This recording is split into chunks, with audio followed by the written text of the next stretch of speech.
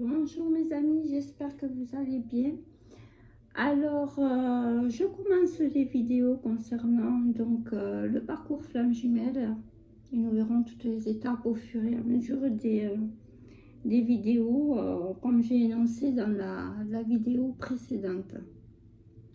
Donc là, nous allons voir les différents liens karmiques qui se présentent à nous tout au long de notre vie. Pour toute personne, d'accord. Mais je vais me focaliser sur les personnes qui sont en FJ parce que je vais vous parler de mon parcours à moi. Et du coup, bon, je vais être brève sur les personnes en général. Voilà. Donc, pour les personnes en général, nous parlons d'âme sœur, d'accord? D'âme sœur basique. Ok? Ces âmes sœurs peuvent être de nature familiale, amicale, amoureuse, professionnelle, etc. Ce sont quand même des personnes qui vous font évoluer dans votre chemin de vie, quel qu'il soit. Voilà. Ensuite, je vais essayer d'être brève hein, parce que c'est très très compliqué à expliquer quand même comme ça. À vivre, c'est encore plus compliqué, mais voilà. Bon, pour tout ce qui... tous les liens que je vais évoquer là sont des liens karmiques, évidemment. Pour tous ceux qui voudraient connaître un peu l'origine de ces liens karmiques, notamment les âmes sœurs, enfin tous les liens karmiques en fait, vous pouvez je vous invite à lire Banquet de Platon. Voilà. Hein, dans ce livre, on vous expliquera un petit peu quels sont les liens karmiques. Les vidéos, je verrai si j'en mets en description ou pas. Je verrai ça si j'ai le temps, si je trouve les bonnes, etc. Ok. Bon, alors je repars sur le parcours FJ. Donc le parcours FJ, je vais vous parler du parcours FJ en général, de ce que j'ai pu en apprendre et comment moi je l'ai vécu. Voilà. Donc je vous parle juste des âmes karmiques. Voilà. Donc les âmes sœurs, comme je l'ai énuméré tout à l'heure, hein, peuvent être familiales, amicales, amoureuses, professionnelles, mais dans le parcours FJ, c'est plus, on va dire, plus concis par rapport au parcours, d'accord? C'est-à-dire que ce sont des synchronicités, des personnes qui arrivent de façon voulue par Dieu, ou l'univers, appelez ça comme vous voulez. Voilà, hein, à des moments de votre vie, il y a des personnes qui font irruption. Par exemple, moi, je suis restée 22 ans, parce que je vais vous parler de moi surtout. Je suis restée 22 ans avec le père de ma fille, qui est une âme sœur. Hein, donc, on peut rester longtemps avec une âme sœur. Voilà, bon. Les âmes sœurs, souvent, on dit que c'est un parcours calme, avec de la complicité, etc. C'est très, très rare. Ça arrive, mais néanmoins, ça ne dure pas sur le temps, en tout cas sur 22 ans. Bon, ce sont des âmes qui sont là pour vous faire travailler. Donc, dès le départ, moi, on m'a mis une âme sœur. Voilà, parce que je suis une flamme jumelle et qu'il fallait que je suive ce parcours. Je l'ai rencontré à l'âge de 20 ans. Voilà, donc dès mes 20 ans, ça a commencé fort pour moi. Voilà, ça a été une relation très tumultueuse quand même, avec beaucoup de passion, etc. Mais, c'est une relation qui m'a fait beaucoup travailler. Voilà, ça l'a fait aussi beaucoup travailler à lui. Bon, les âmes sœurs nous apportent dans un premier temps une complicité mutuelle, une entente fluide, hein, une sécurité émotionnelle. Donc, on peut être soi-même avec la personne sans forcer, disons. Donc, voilà, hein, familial, amical, professionnel, etc. Hein, amoureuse, voilà. Il faut à chaque fois que vous mettiez ça dans un... que vous globalisiez ça, d'accord? Parce que nous avons plusieurs âmes sœurs qui agissent en même temps. Hein. Il peut y en avoir une dans le côté sentimental, hein, une dans votre milieu pro, plusieurs dans votre milieu familial et plusieurs dans le milieu amical. Ok? Donc ces âmes sœurs, une fois que elles sentent, c'est-à-dire que les âmes, nous sommes esprit, d'accord? Donc l'esprit, c'est tout ce qui est mental, etc. Mais nous sommes âme avant tout, et l'âme, c'est tout ce qui est invisible. Donc c'est tout ce qui est, comment vous dire, c'est tout ce qui est subconscient, hein, ce qu'on ne conscientise pas. Voilà. Donc l'âme, hein, à un moment donné, de part et d'autre, fait que elle éprouve le besoin du coup de se désaligner un petit peu avec vous, hein, même l'âme sœur basique. L'alignement qu'il y avait au début se fait de moins en moins ressentir, hein, et les points de vue également, ainsi que les projets de vie se divergent. Hein, c'est pour cela que souvent il y a des amitiés qui se, voilà, qui ne durent pas. C'est pour cela qu'il y a des conflits en famille, que certaines personnes prennent des distances avec des personnes de leur famille. C'est pour cela qu'il y a des ruptures dans des couples quand ces personnes-là sont des âmes sœurs. Hein, parce que même les âmes sœurs ne sont pas là pour, pour durer dans le temps, d'accord? De toute façon, je crois que dans notre vie, nous ne sommes pas faits pour rester toujours avec les mêmes personnes. Hein. La vie est une évolution permanente.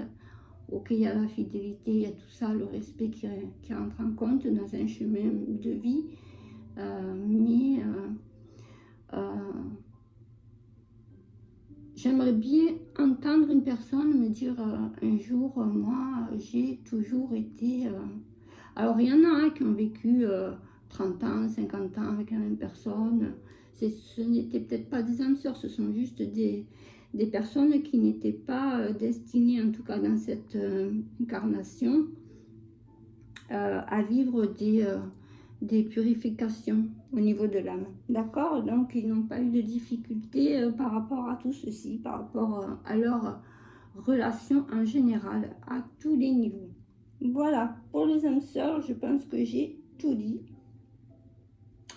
Donc, bon, ces âmes sœurs participent quand même à la guérison des blessures de l'âme. Hein. Voilà, c'est un départ de purification. Je reviens dans le parcours FJ.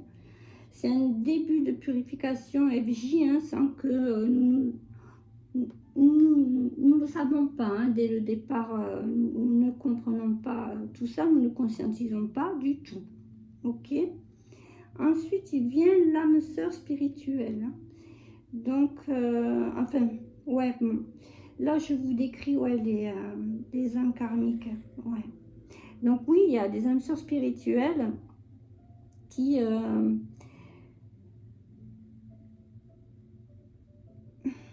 ne sont pas nécessairement amoureuses, hein, mais très souvent quand même. Hein. Alors, ce sont des personnes avec qui il y a une compréhension mutuelle et un respect profond. Ok, c'est une connexion qui se fait soit 5D, soit 3D, tout dépend. La profondeur du lien, tout dépend le parcours de la personne, des personnes. Voilà, tout dépend de ceci. Moi, je l'ai vécu de façon 5D, ok. Parce que apparemment, j'ai un parcours assez... j'ai une âme assez...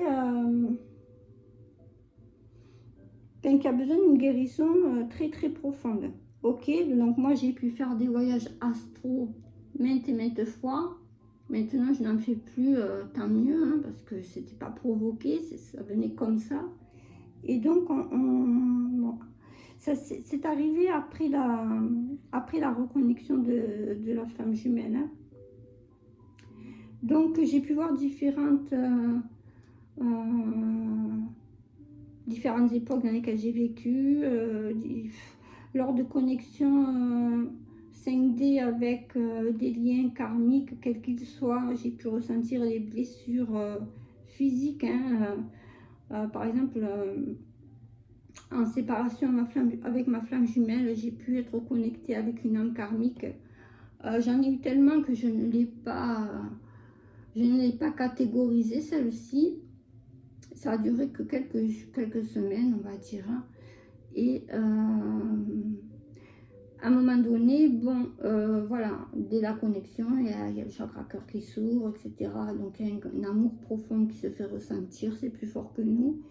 Et il y a, par la suite, ça se dégrade, hein. Donc quand on veut ressentir cette connexion du cœur, je parle même sans la Kundalini, hein, je parle vraiment d'un amour, c'est-à-dire une chaleur profonde que vous allez ressentir au niveau du chakra cœur, donc au milieu de votre poitrine.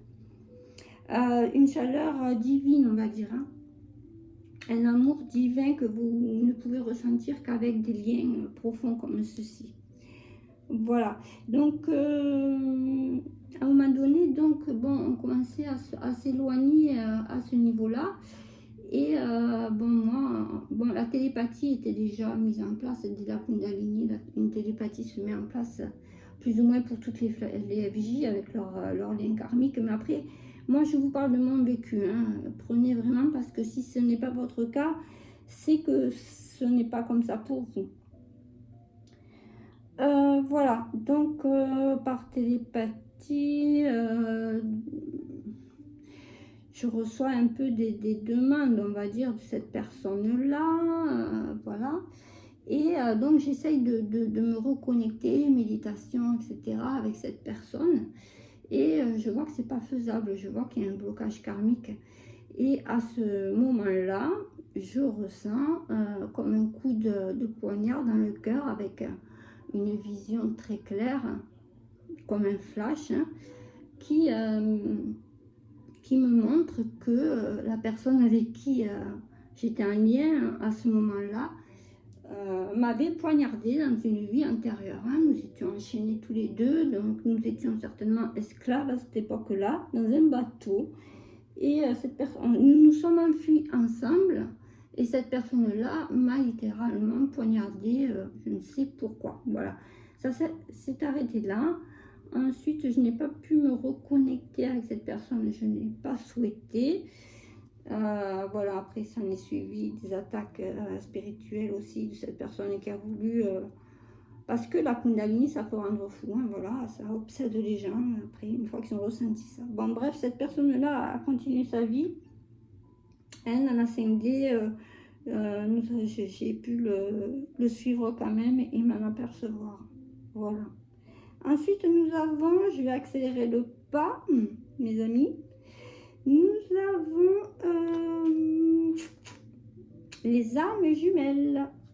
Les âmes jumelles. Ah non, donc j'étais sur les âmes sœurs spirituelles, mes amis. Je me suis égarée sur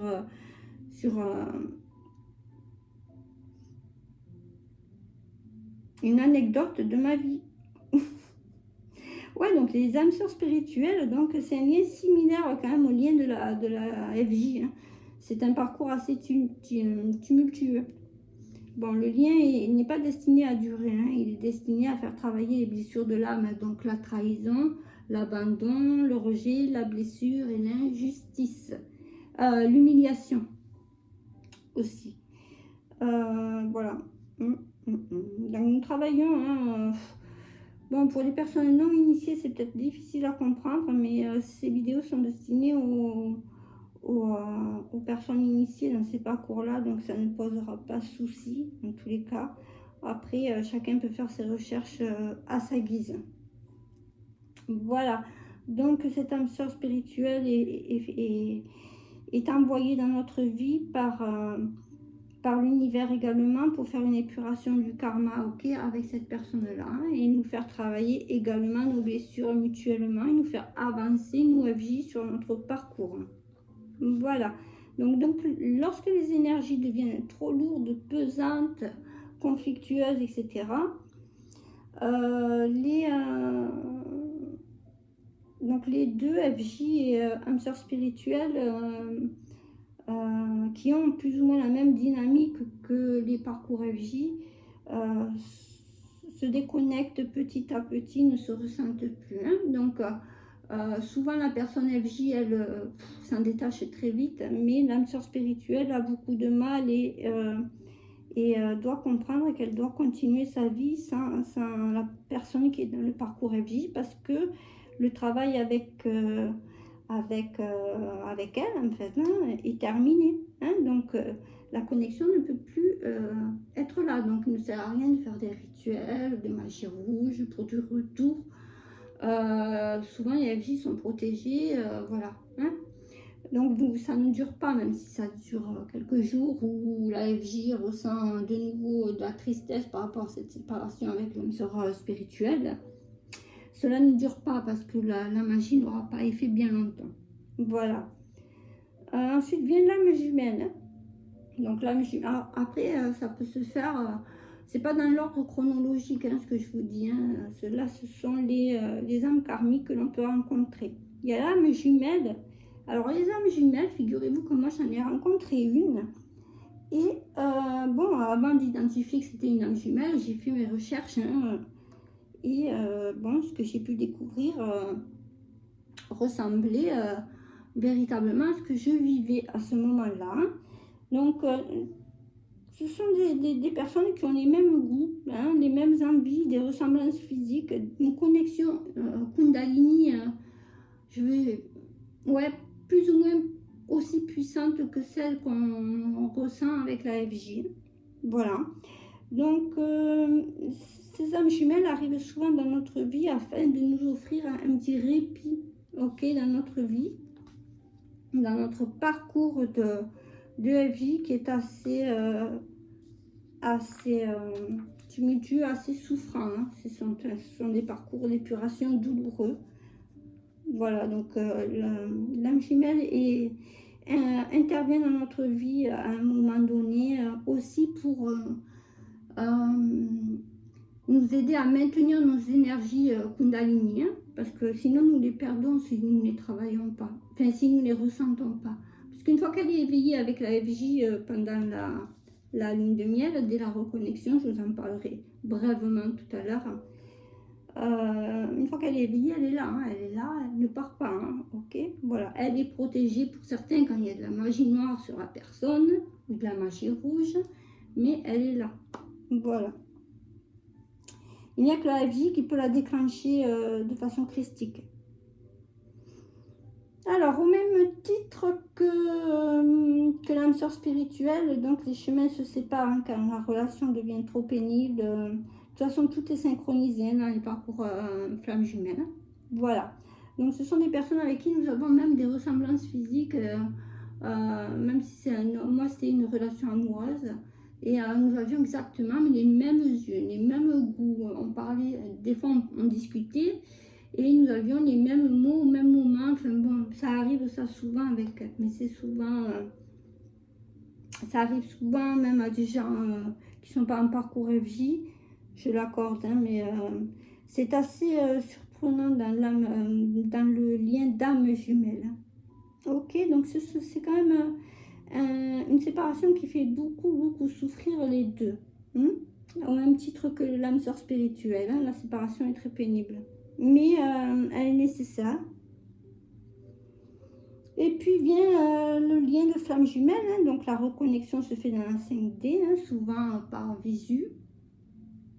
Même dans la 5D, c'est-à-dire que on peut croiser ça. Alors il y en a, moi j'ai vu beaucoup de témoignages, il y en a qui se rencontrent dans le travail. Ce sont pas des flammes jumelles, ce sont des âmes jumelles, ils confondent les gens. Les flammes jumelles ne peuvent se reconnecter que dans la 5D, donc parfois elles ne savent même pas qui est la personne réellement. Ce qui fut mon cas. Hein. Je sais qui est ma vraie flamme jumelle depuis 2024. Alors, vous voyez un petit peu. Hein. Et j'ai eu la reconnexion en 2022. Donc, voilà. C'est tout à fait normal. Hein. C'est aussi pour protéger les flammes jumelles parce que souvent dans leur vie intérieure, il y a eu des décès. Moi, par exemple, ma flamme jumelle m'a tuée à toutes mes incarnations. Alors, autant vous dire que il est normal que moi, en tant que runner, j'ai vraiment des difficultés avec ma flamme jumelle. Voilà, j'éprouve beaucoup de peur par rapport à lui. Ok, donc la reconnexion se fait, hein. L'amour inconditionnel se fait ressentir tout de suite. Il y a la fusion, carrément, d'accord. Il y a une Kundalini fusionnelle qui se fait, plusieurs Kundalini, mais une fusion qui se fait, très puissante. Et une fois que cette fusion est faite, c'est pas la fusion terminale, c'est la fusion de la ligne de miel, de ce qu'on appelle. Après, vous entamez la traversée du désert, hein, donc tout ça j'en parlerai, hein, la nuit noire de l'âme, etc. Voilà. Bon, ben mes amis, je pense que j'ai fait le tour au niveau des liens. Hein. Chez la femme jumelle, évidemment, il y a un runner, un chaser. Le runner, c'est l'énergie féminine, le yin, et le chaser, le yang, l'énergie masculine. Alors souvent, le chaser est la femme parce que, après, il peut y avoir 2 hommes et 2 femmes, mais enfin, bon, moi, ça, je n'y crois pas trop. Hein. Pour moi, ça, ce sont des personnes qui vivent dans le New Age, dans le monde des bisounours. Ok, parce que les flammes jumelles christiques, divines, sont des couples hétéros. Hein, voilà. J'appelle un chat un chat. Bon, il peut y avoir des runners, chaser, mais c'est très rare. Hein. Donc, la société dans laquelle nous vivons fait que souvent le chaser est une femme parce que la femme maintenant prend beaucoup le rôle de l'homme, c'est-à-dire que bon, elle travaille, elle prend beaucoup sur elle et que l'homme devient un peu un homme princesse, hein, se fait dorloter, voilà. Hein. Mais moi, dans mon parcours perso, je suis le runner, donc je suis d'énergie féminine et ma flamme jumelle est un chaser parce qu'il est dans son énergie masculine. Néanmoins, nous sommes en pleine séparation en travail. Voilà mes amis, pour les distinctions entre les âmes karmiques. J'espère que cela aura pu vous aider, que j'aurai été assez compréhensive. La prochaine vidéo là-dessus concernera donc le karma, les vies antérieures, spécialement les vies antérieures, etc. Voilà mes amis, je vous embrasse bien fort et je vous dis à bientôt.